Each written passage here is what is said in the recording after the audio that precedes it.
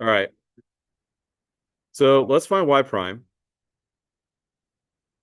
And by the way, actually, I would suggest you guys do this.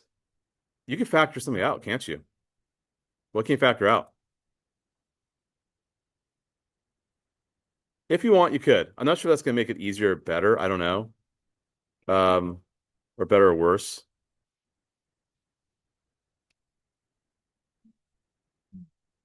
But you guys see how I was able to do that? Okay. So again, maybe this is a good thing, bad. I don't know. Maybe I'm making this worse. But because and actually, let me clean it up one more time. X minus 4 raised to 2/3 bracket. That's a fifth X. And that's -4/5 plus 2. That's going to be 6/5. Is that right? Yeah. Okay. Clearly, I got to do a product rule. So 2/3. Yeah, I think I did all that right. Is that right? Yeah. Yeah. Okay. 2/3 X minus 4 raised to -1/3 and leave the second one intact.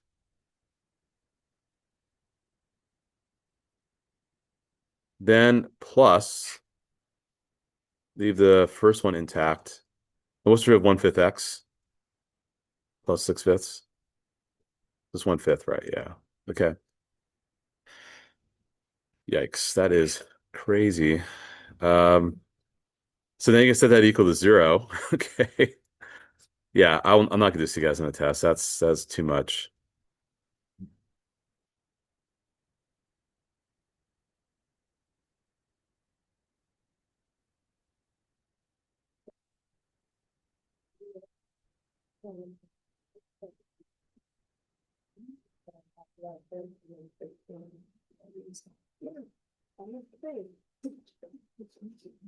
Now I'm gonna move one of the expressions to the other side and cross multiply.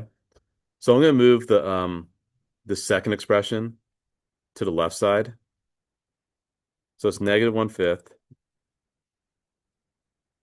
X minus 4 raised to 2/3 equals 2/3. Actually, I'm gonna write it like this: 2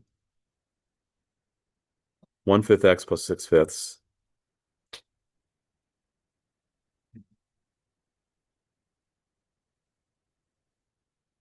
And the bottom will be 3 X minus 4 raised to the 1/3. Can you guess what I just did there? Okay, I had negative exponent put in the bottom. And I don't know. I'm just taking a chance here. I'm hoping this all works out cleanly. What do you think I'm gonna do next? Why do you think I put down the bottom? What was my thought process? Well, I'm gonna cross multiply, right? Because now if I cross multiply, I'll have -1/5 X minus 4 raised to 2/3 X minus 4 raised to the 1/3, and I'll multiply by 3 as well, so it'll be -3/5, by the way,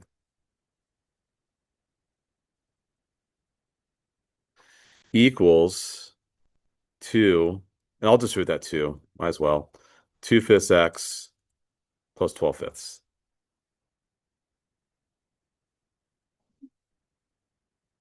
So I took the denominator of this equation here and multiplied by side. So that the way I had another fraction, right? And also, let's get rid of the fives while we're at it. So you have -3, and these two expressions become what? You just add the exponents, right? So it comes out pretty nice and clean afterwards. Actually, it's crazy. I just turned this into a linear equation. Of course, it took a lot of steps, right? It's kind of nutty. But what I did was I took my derivative, right? Did my product rule. There's no chain rule going on here. Did my product rule. Um, Converted this, move one thing to the side, convert that to the bottom, cross multiplied, got rid of the fives. You should get -3x plus 12 equals 2x plus 12. So 5x equals 0. All that work, and my horizontal tangent is at 0.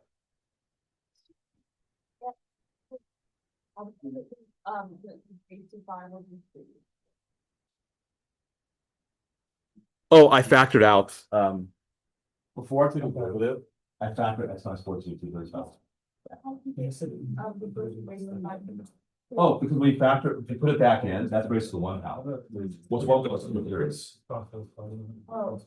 You see, if I put this back in, that becomes x minus 4.5 thirds.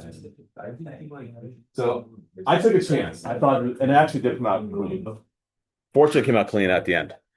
Um, Otherwise, then you're doing 5/3 initially, and you're just gonna get all these nasty. I mean, you still probably get the same thing. I think it would still come out, I think, the same way. Um, so yeah, Lucas. I found how I got an extra critical point. I got X score. How come I don't get X4? Actually, I would. I would the way I did it because the thing is that it's X equals 4. That's the other thing I kind of left out. Along the way, right, as I'm doing the derivative, you do have x minus 4 on the bottom of the fraction, right? So that does make it undefined. So 0 is not my only critical point. So that's good. You got that because you should get that. So my critical point is also x equals 4 because it does make the derivative undefined eventually, right? Because that's near the bottom. It does make my derivative undefined. So I do have to include that as well. So that's a lot of crazy I just did there, right? So that's top of maybe a little bit extra. It can be. It could be a cusp. It could be 100%. So what's going to happen now, I do a sign chart with 0 and 4. And my derivative, oh goodness, why did I just do that? That is such a nasty derivative. Okay, let me focus on, I do need a drift somewhere along the way.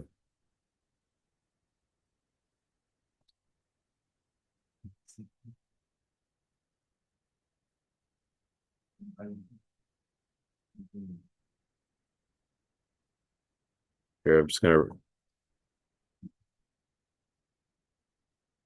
yeah. Let me just erase all this junk because I do need the derivative when I do my sign chart. That was kind of dumb. I left that out.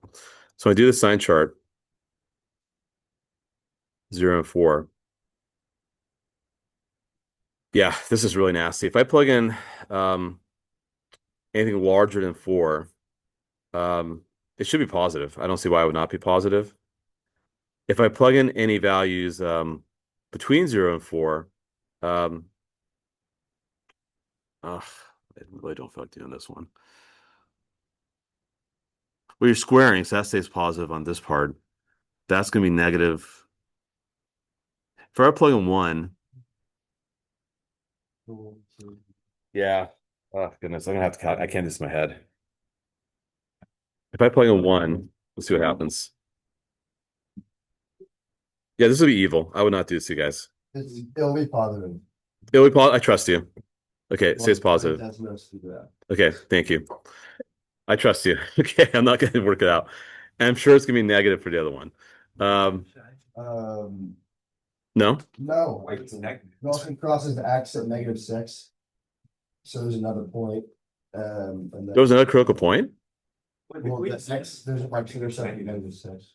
Between what? Between 0 and 4, I think it's negative. He says positive. Derivative. The derivative's negative? Oh, okay. I mean, The derivative is negative. Oh, that's what I'm asking. Okay. I think I'm asking about that. Yeah, and what was the derivative to the left of 0 then? Positive? Okay. Okay. Okay.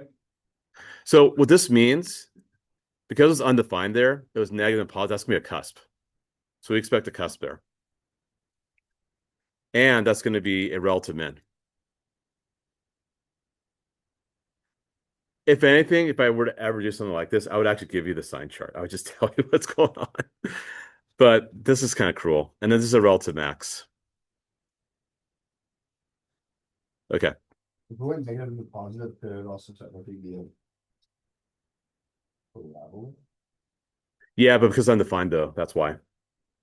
So that we have to draw it as one of the things that makes it not differentiable. So anyhow, once you have all that junk, let me get rid of all this here. I do know negative 6 is an x-intercept. You are correct about that, Charlie. So negative 6 is an x-intercept because I did this factoring, right? 4 is also an x-intercept.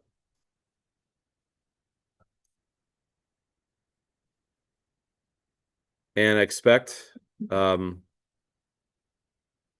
my y-intercept, if I plug in 0, what's the y-intercept going to be? 3. What was that? 0. Yeah, if you square 16. Wait, 3?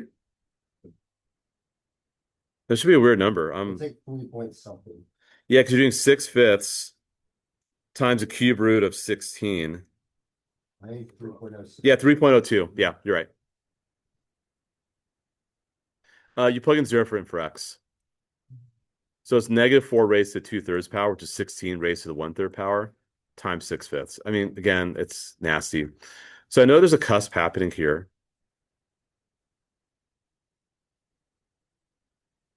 And I know this has to stay it has to be increasing the whole time.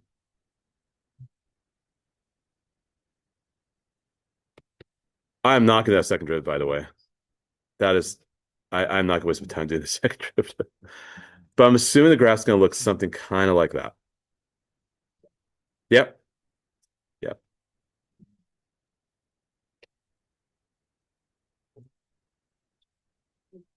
Yeah, but that second derivative is nuts. I don't want to do that. But I was right about the critical points. The graph, of course. Yeah, that was a little much. Okay. All right, let's go on to 4. Maybe 4 is a little more tame. No? All right. Here's what I do for 4, by the way. Not sure if you guys thought to do this. What if I start out by doing this? Right? And that's 7x negative 1 minus 7x negative 3. Then when I do my derivative, it should be pretty straightforward, right? Negative 7x negative 2 plus 21x negative 4.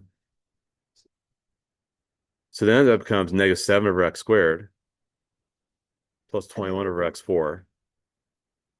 If you find your LCD, x squared, y prime is going to be 21 minus 7x squared over x4. That I think is pretty fair to do that derivative. I don't think that's too hard. I mean, a little bit more challenging than your traditional derivative, but I don't know. I think that's fine. You guys get that as derivative? Yes, no? Kind of? Sort of. You may have done a quotient rule class at the beginning. I just didn't simplify. Okay, that's fair. Do you have x6 in the bottom? I had extra 6. Yeah, and then but up top you probably could factor in x squared, I'm guessing. Yeah, that's fine. Okay. So where are my critical points? Definitely can't have the derivative be 0. Sorry, you can't be undefined. So 0 is definitely a critical point. And also plus or minus root 3. You guys see I got plus minus root 3? So the top equals it. Very good. Like rewrite it from No, you don't have to. I just felt like doing that.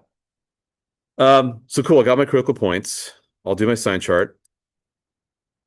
If I do my sign chart, so 0 root 3 is roughly 1.7 something, and negative root 3. And I plug it back to my derivative. If I plug anything like say 4, for example, I know it's gonna be negative because you have a negative up top. If I plug in like 1, it's positive. If I plug in negative 1, it's still positive. Yeah, still positive. And if I plug in like negative 4, it'll be negative. Okay. So also, if I think about it, I have a vertical asymptote x equals 0. How do I know a vertical asymptote x equals 0? Because Because the original, right? And also, where are my x-intercepts? negative 1. Yep, you got it. You have no y-intercepts, obviously. Do you have a horizontal asymptote? What's it going to be? Because that's using in behavior. Y equals 0. Yep. So it's going to cross it. That's okay. You totally could do that. So it's going to it's got to start coming back down. So I expect the graph to do this. It definitely has to be rising because it has to have a positive slope from 0 to √3. And if I do plug in √3, that's going to be what? 21 minus 7 over, yikes. That's kind of nutty. What's that going to be? 14 divided by 3 √3, 3 √3. Yeah, about 2.7. So expect the graph to do something kind of like this. It will start rising. And then it's got to decrease afterwards. And likewise here, I do need a positive slope. So if I plug in negative √3, it's going to be down here.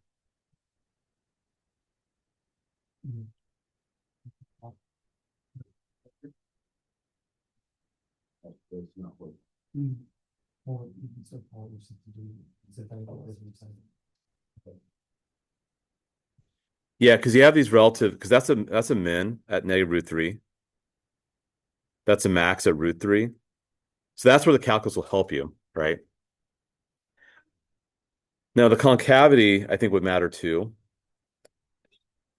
And so I'm going to do this, actually, because I'm recording this, I'd like to do this on the screen here. If I do my concavity, I have to do the second derivative. So if I do my second derivative, I'm going to clean that up and make it y prime is 21x and -4. That's minus 7x and -2. I think I would tell you what's going on with the concavity. I wouldn't force you to find that second derivative because that's still too much work. But I think I'll just tell you where it's concave. I'll just give you the intervals and just deal with that. But you get -81. I'll show you in a moment. Plus 14x -3. -80. -84, sorry. My apologies. Right? So you should get -84 over x5 plus 14. No, yeah, plus 14 over x3. That is not fun. Yeah, I don't like this. But I do believe you'll get 14x squared minus 84 over x5. Factor out 14, you get x squared minus 6. So your concavity changes at plus minus √6. So your point of inflection is that x equals plus minus √6. √6 is like 2 point something. So what's happening? So Lucas, to answer your question, it's concave down before you get to √6, and it's concave up afterwards. And same thing at negative √6. It's concave down beforehand, concave up afterwards. Because if I do a sign chart for the second derivative, and also we're going to look at 0 as well. So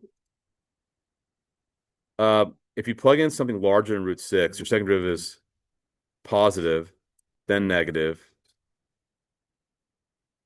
Then it should be positive and negative again. Yeah. So what's going to happen is that once you find your second derivative and do a sign chart, when we do a sign chart, you have to think, guys, make both top and bottom 0. So plus minus √6 and 0. When I do that, my second derivative is positive and the first interval is negative, positive, negative. So you see you're concave up here, because the curves above the dash lines. You're concave down here, you're concave up here, and you're concave down here. So that's how I'm going to get those twists and turns because of that. Gotta look at the curves above. Correct. Yeah. Because like, are we gonna have to like plug back in the? Yeah. Let me think about this one because I love this problem, by the way. I really, really like this problem a lot because it does exemplify everything we've been doing in this section here. The problem is it's the algebra's a little hairy. It's I'd have to think something that's cleaner for you guys to do. But it does help you to see without using a graphing calculator, like before you learn about calculus, like your graphs would not look this good, right? Not even close, because you didn't know about like concavity or extrema. Now you do, right? But you kind of need a calculator still, right? To kind of like figure out, well, what was the y value here and y value here, right? And also just this math gets really messy. And it can take a long time too, right? I have to run full time. You don't have like 2 hours to do this test, right? This problem, I think, would not take 10 minutes. I think this problem would probably take about 20-ish minutes, I'm guessing. Yeah, I think so. So, as I discovered right now. Um, or maybe I'd have to maybe just tell you, hey, here's what's happening with the concavity. Just interpret that correctly. That might be fair. Maybe I could do that. Let me think about this one and try to see if I can come up with a equation that's easy to work with. But I do like this problem a lot. I don't like three.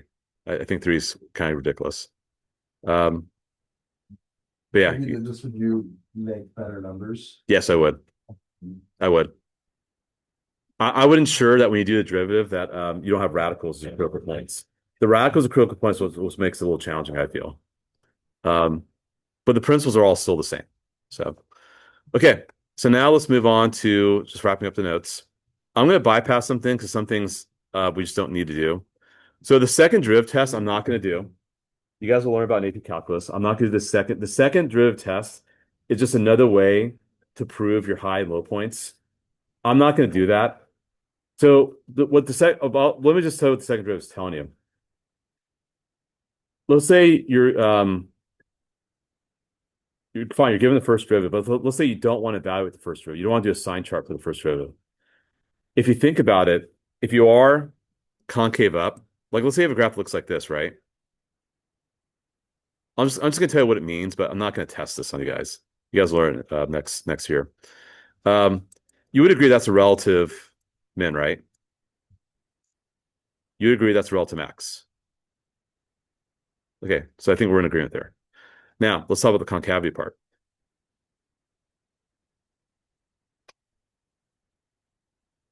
That looks like it's smiling, right?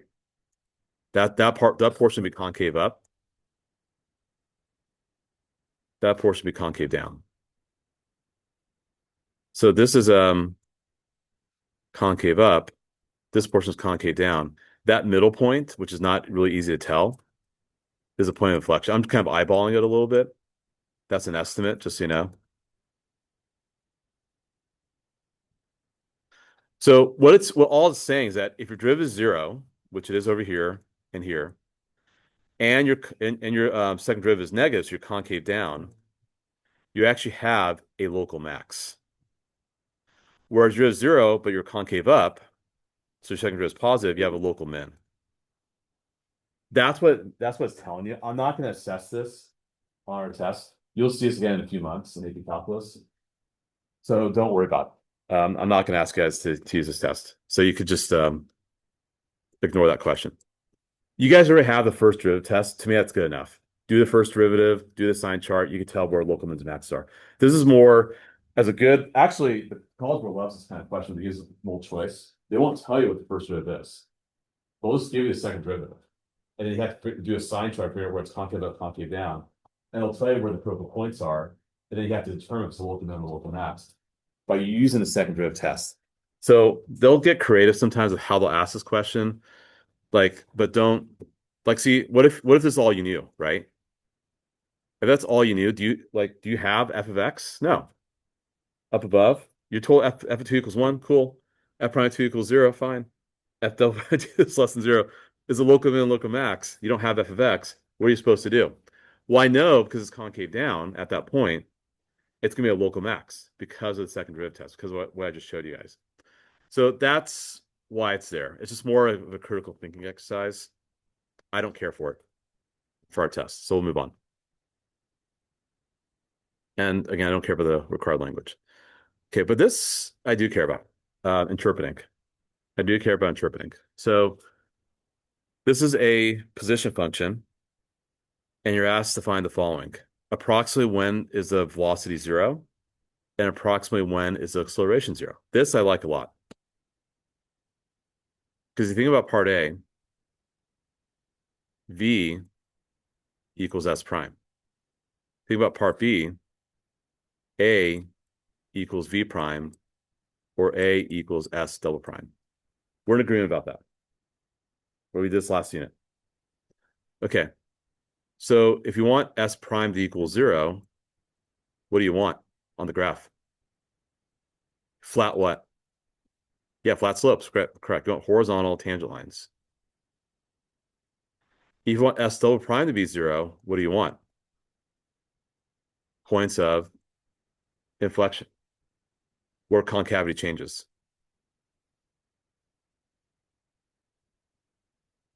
And again, these are estimates, right? So where do I have flat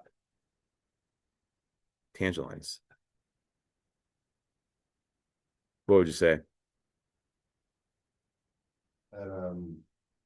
Probably point. 2.5, 4, Yeah, I'll say 0.8, 2.5, 4.5, right? Concavity. Probably Is concavity always directly in between? not halfway, but it's a good estimate. Sure. Sure. You can say that. Like I would say that's concave up and that's concave up because the tangent lines are below the curve, right? Curve above the tangent lines. But there's a certain moment that it transitions. You can't really do that analytically until you actually have an equation to do the second derivative. You're really eyeballing this. To be honest, I mean that's really the best you can do. But that's okay. I'm okay with that. So if you eyeball it, where do you think that's happening at? What what values? Yeah, 1.5 and probably 3.5, I'd say. Because if you think about it, right now their chance lines are negative, and they're gaining value, right? Then it gets to 0, then it gets positive, and right around that dot at 1.5, your slope's positive. There's a moment when it becomes less positive, right? It's got to happen somewhere because it's negative to 0, so it's got to decrease somewhere. I don't know, somewhere along the way. I think Charlie had a good idea. Let's choose somewhere in the middle. Sure. So 1.5 now starts changing to being less positive than 0, and then negative. Is it going to keep getting more negative? No. Eventually it has to get back to 0 again, right? So it has to be a transition.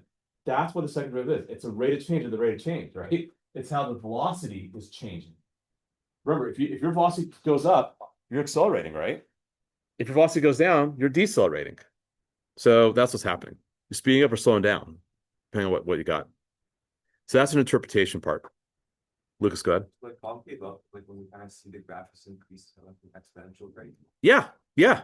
Concave down, it's like It's flattening. slowing down. It's flattening. Yes, correct. It's flattening out. And then it starts getting negative slopes after that, right? If it does.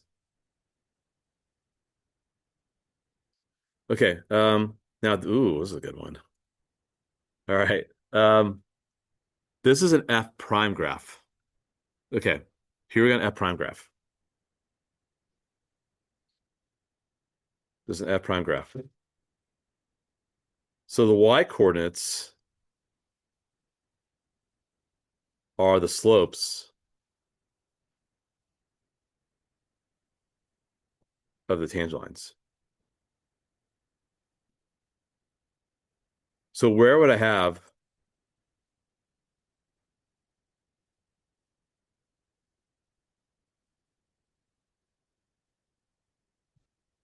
horizontal tangents?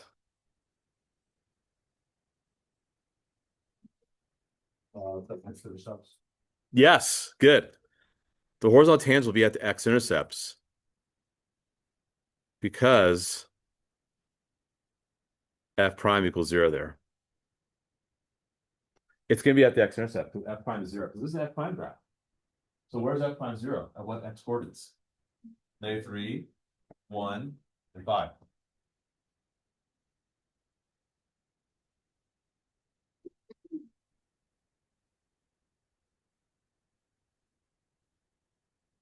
Now we're positive here, negative, negative, negative, negative, positive. So for part A, when it says when you're increasing, we're increasing from negative infinity to -3. And you can use an open interval, by the way. Um, Open interval is okay. This is actually a lot of math teachers debate over this. Um, it's kind of very nerdy, but like when they grade the AP exam, thousands of math teachers go to Kansas City. I don't know why. Well, probably because the Midwest.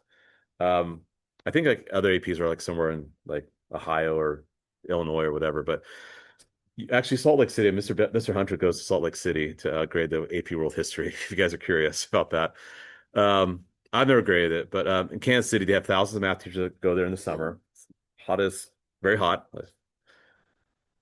And they debate over this over like a couple weeks. Like they'll just like sit there and talk about should we include it, should we not include it for increase, decrease? Like seriously, it's that they've been so much disagreement that they just realized, you know what, we're just gonna make an open interval.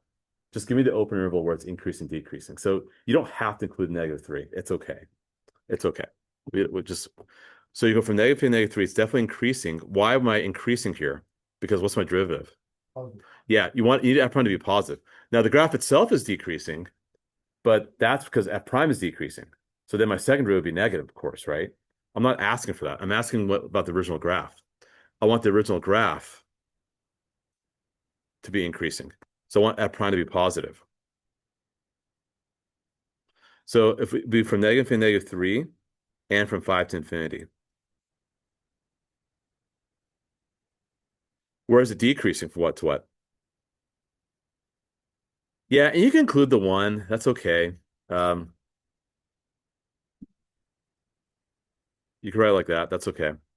I mean, technically f prime is 0 at 1, but you could say it just keeps because it's flattening out, right? But still on a decline, right? Because what's happening from -3 to 5, the graph is doing this. It's doing some like actually it should be near closer to 1. It's doing this. Even though it flattens out, it's still on a decline, right? It's still decreasing. And then estimate the x coordinates we have. What was that? No, no, I wouldn't. I'd be fine with it. So at -1, you're gonna have a max. At 5, you're gonna have a min. They're local. At 3, it's neither. Because there's no sign change in the derivative. So what you're doing is you're interpreting the graph. That's what's happening.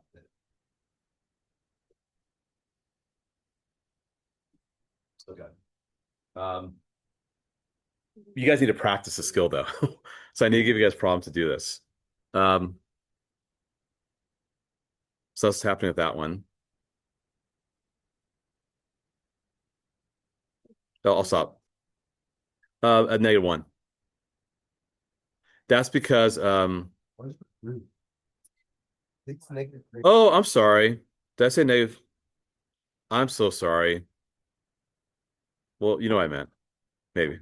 Sorry. Yes, I was going in order, but my apologies. Yes, that's what I meant. -3, 1, and 5. And then why is Hmm? -3 on? Because your derivative is going from positive to negative. Because derivative was positive before you got there, and then it started decreasing afterwards. So it's like a roller coaster going up and down. That's what's happening.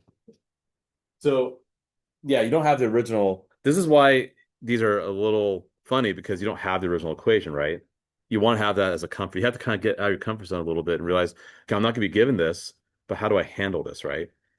And so this is the kind of thinking that you do often in AP calculus. Lucas, go ahead.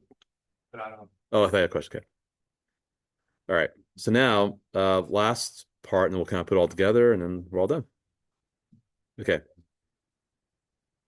So example 7, a function f is continuous from -3 to 4. The discontinuous function f prime with domain is shown. So this is f prime graph, mind you. Find x corresponds to all local extrema and a point of inflection. Okay, and then sketch a possible graph of f. Ooh, this is fun. This will be our last exam for today. All right. So remember, this is an f prime graph, right? So where's f prime equals 0? X equals 1 and 3.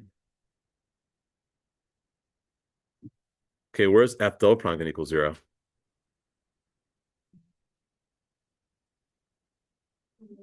A 2, yeah. Yep.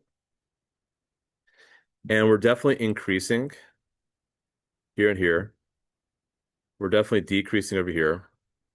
And of course, the slope is -2 right there. Oh, okay. To be continued. We'll continue this tomorrow. I thought we ended at 10:30. My apologies. Homework. Let me see what I want to do for homework.